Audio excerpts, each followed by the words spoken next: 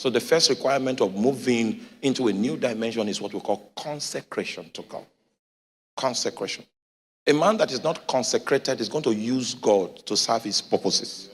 But a man that is consecrated, God will use him to serve his purposes. You might think, hallelujah, hallelujah. Are you aware that there are many preachers that are using God? You just know that that's what he's doing. The reason is because he's not consecrated. So God is available for him to exploit. He uses God to achieve his own goals. It is at the end you will find out that he wasted not his time, he wasted his life. And every other unfortunate person that followed him became a victim of that waste. May the Lord help us in the name of Jesus. If we were only pastors, I would have mentioned some names. Have you seen this example? This is a prototype of waste. Consecration. There are two chapters of the Bible, Romans chapter 6 and Romans chapter 12, that capture the doctrine of consecration in the New Testament and in the book of Leviticus chapter 8. Leviticus chapter 8 in the Old Testament, Romans chapter 6 and Romans chapter 12 captures the doctrine of consecration. Let me read the scripture to us quickly. And the scripture of interest will be from the book of Romans chapter 12, verse 1. It says, I beseech you, brethren. Huh? Are you there? Romans chapter 12, verse 1. Where's my sister? Are you there? All right. All right. Yeah? I beseech you, therefore, brethren, by the mercies of God, that you present your bodies. There's something that you are likely to miss if you just listen to the good reading. Notice that he's beseeching us by the mercy of God. Why? There were five sacrifices in the book of Leviticus that Moses instructed that must be offered. 2 are compulsory, 3 are voluntary. First is the sin offering. Second is the trespass offering. Third is the burnt offering. Fourth is the peace offering. And 5, the meat offering. I know you know that Jesus is our sin offering. And the trespass offering is the kind of offering you give when you have committed an infringement against God. Hey, it's your time now. Sorry, I'm like Elisha. If the minstrel doesn't play, I will remain a teacher. But if he plays, I can migrate from being a teacher into functioning as a prophet. Hallelujah. So if I don't have my sound, we don't start. If we're at home and my sound is not there, then we don't start. So the trespass offering is the offering you bring when you commit an infringement against the law. When you offend God, is a trespass offering. The possibility of being able to confess with a broken and a contrite heart. Right? Then we have the burnt offering. The burnt offering happens to be consecration. And consecration is not compulsory. You might decide not to consecrate yourself. It means you are going to be a believer that is useless to God. You are just existing. Yes, you are saved. There's no doubt you are saved. But you are of no use to his kingdom. You are just using God to achieve your own thing. You are isolated from God's heart. So when you now decide, that's why he's begging us, by the mercy of God, is the right thing to do, to consecrate yourself. I married from the Yoruba tribe in Nigeria. And part of what is required when you marry from the Yoruba is that you will need to do something called dobale. Meanwhile, we are from the royal breed in my own conclave. And we don't dobale. Dobale is not accepted. So it was a great challenge. But we eventually yielded.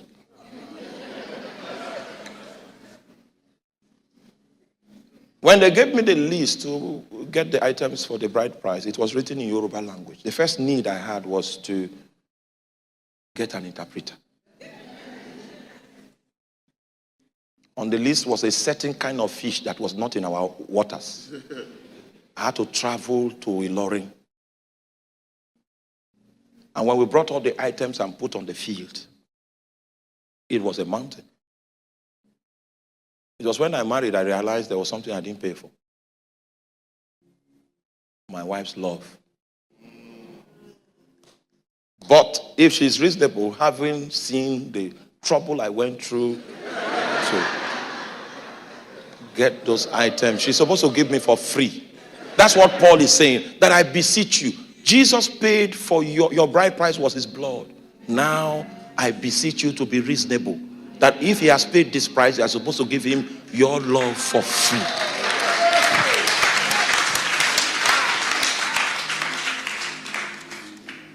Supposed to present your bodies. Who are you working for? Working for Jesus? Or you are just using Jesus to achieve what you want? If we check your prayer list, the most predominant prayer list in this place, which is legitimate though, is marriage. But you did not come to earth to get married. That's not why you're here.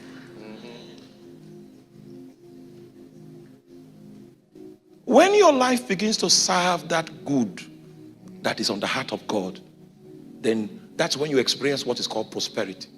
In prosperity, the things that the Gentiles are seeking for, they navigate in your direction. The Bible says, seek ye first the kingdom of God and his righteousness. And the things the Gentiles seek will navigate. You don't seek it. And I can tell you, I've walked on that path. I was a senior officer in the oil industry without a car. Not because every salary I took, every month, I could buy cars every month. I was not poor. But he will not have me buy a car for 7 years. Learn how to operate without a vehicle. And in the process, you will learn of me. My colleagues called me a Jew. I was outside of the box. I couldn't fit into any team.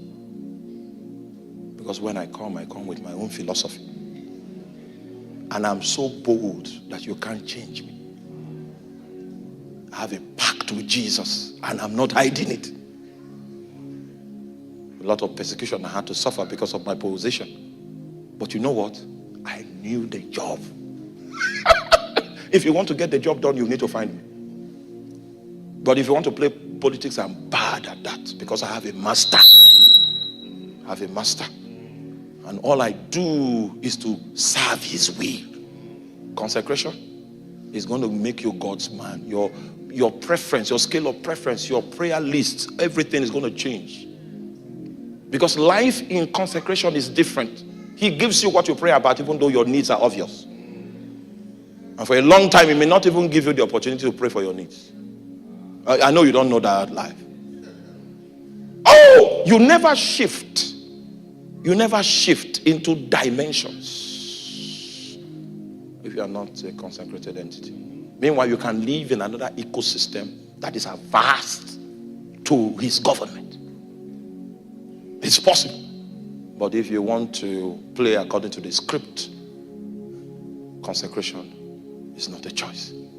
I beseech you, brethren, by the mercies of God. Do you know in the oil industry when they send you, because we were regulators. I was a regulator. So I was a supervisor once at Beachland. All the depots at Beachland was under my control. If I wanted to make money, I would have bought homers, right? Every month, once every month for 4 years. I would have gone home with a Gymtex bag of dollars 5 times a month for 4 years. But I had no car. So you can't even negotiate with me because you don't even know which island I am. What my preference was, because they knew I had the money to buy a car. But I was not mine anymore. And my master would say, you walk on foot. And I was like that for 7 years. And when the guys see that they cannot manipulate you with money, they will bring women around you. I'm talking about women that look like they just brought them out of a leather bag. They're brand new from the factory.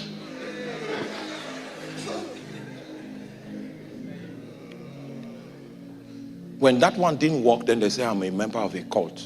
I serve something very dark. I'm a wicked man. If the world has not yet given you a name, then you have not been obvious. I was in the heart of corruption. But you will not do that close to my table. I lost promotions. I lost upliftments.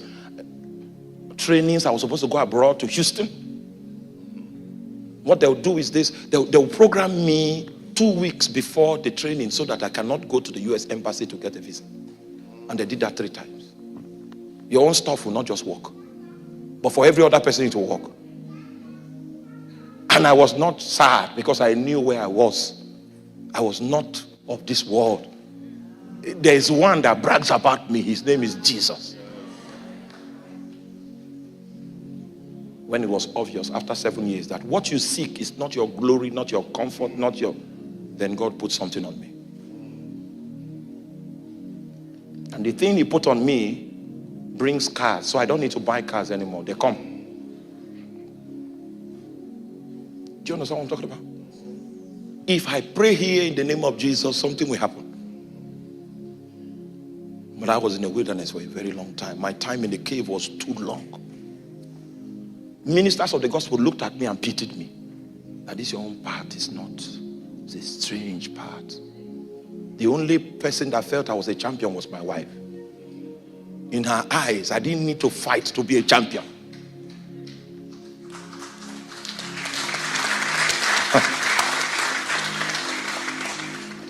Let Jesus give you a name. Don't make one for yourself.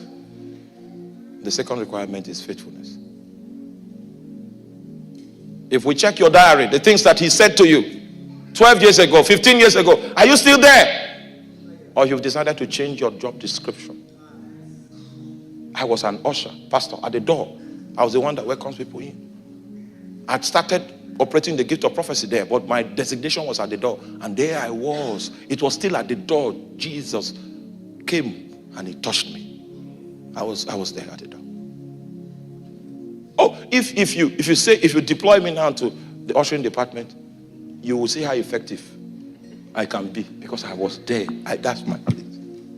We prayed on seats for people that will come. That when anybody sits here, he will be changed. We developed an intercessory ministry from ushering. Developed all kinds of stuff, just ushering. And people didn't know why they had encounters. We held night vigils or touching seats. Prayers that our pastor never knew about. And in fact, the time he discovered we were praying for him, he stopped us. He said, this kind of prayer. Stop this prayer. What's that? He stopped us. Meanwhile, we had prayed for him for 7 years. Wow. I was at the door. I never knew I was a preacher. I was going to be a preacher, and I did not desire to be a preacher. I just love Jesus. Today, we add breakthrough to our love. Do this and I will love you. Do that and I will love you. It's like you use a Japanese calculator to interpolate. This is how they curve. Oh, you don't know that God is even better than you. He loves you more than you love yourself. Stay where he says you should stay. And don't get smart. Don't get intelligent. I can't tell you the things that happened to us. When we started evangelism, we went to a place where there was a shrine, and the masquerade speaks in tongues, and then the guy that is at the medium will now interpret the tongues and give instructions to the village. I've been to places where it's this oracle that gives names to people, and for 6 years the oracle had not spoken. So every child that was 6 years and under had no name. Yes. As part of our apostolic requirement labors, we had to give names to all the children that were 6 years and under. When the hand of God broke out and it was stronger than the power of the oracle, they said, become our oracle, name our children. So my ministry was in the woods, was not on the pulpit, on the stage. It took me 2 years to learn how to hold the mic close to my lips, because if I'm preaching, I'll forget. They said,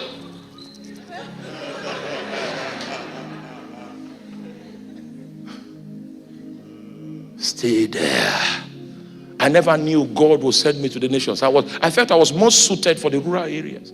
The place God trains you is not where He will manifest you necessarily. And now I tell you, I want for nothing, just to serve His will. So I beseech you, brethren, by the mercies of God, to offer your bodies a living sacrifice, holy and acceptable unto God, which is your reasonable act of service. And be not conformed to this world, but be ye transformed by the renewing of your mind. In order for you to be a disciple in this context, your mind will have to be renewed. If not, you will think God is cheating you. And I want to tell you that there's more excitement in the Holy Ghost than in Champions League. So this morning, we are reaching for a new dimension. But I need to tell you the truth. The meaning of this is that His government will become real over your life. And He will be the one that is in charge of your space. He's the one that will use your intelligence to serve His will. Use your beauty to serve His will. Use your strength to serve His will. Any way He pleases. That's the life I want. I pray that's the life you want also. It is when you have this, you are comfortable with this kind of life, there's an anointing He places on you. Do you still remember Saul of Israel? This was what Samuel told him. He said, the Spirit of God. Oh, should I read it? He said, the Spirit of God will come upon you, and you will be changed into another man. It's an anointing that will transport you into a new dimension. Yes, you'll be transported so much that even your temperament will change. It will be another man. Another man. Another man. The me that my mother knows is the me that stammers. The me that stammers. And I was an undercover preacher for a very long time, because people were coming to tell my mom that I was not going to school. I was just preaching around. So if I come home, I'll just be quiet. They'll be sick. I know I can pray for them and they'll be healed. But I said, have you tried this drug? It works on this kind of stuff. And when my mother eventually came and saw me preaching, she knew this was not the son she gave birth to. I had been changed into another man. She never knew I could speak like that. It was the stammerer she knew. My ability, my outlook, my perception, my conviction had changed. And the Spirit of the Lord will come upon. That's the scripture God gave me. That His Spirit is going to come on people today, so that they will be changed. When there are dimensions of the Holy Ghost that comes upon you, your appetite will change. The things you long for will change. Your prayer list will change. Even the idea of a husband that you need will change. You'll be changed. You'll be changed. You'll be changed. You'll be changed. Into another man, you'll be changed. Your temperament, your emotions will shift. Everything about you will shift. Another man will come out of your vessel. Another man with new skill sets, new capacities, new abilities, new types of grace. You will be changed into another man. Oh, Ababena is okay, bro. Fatama.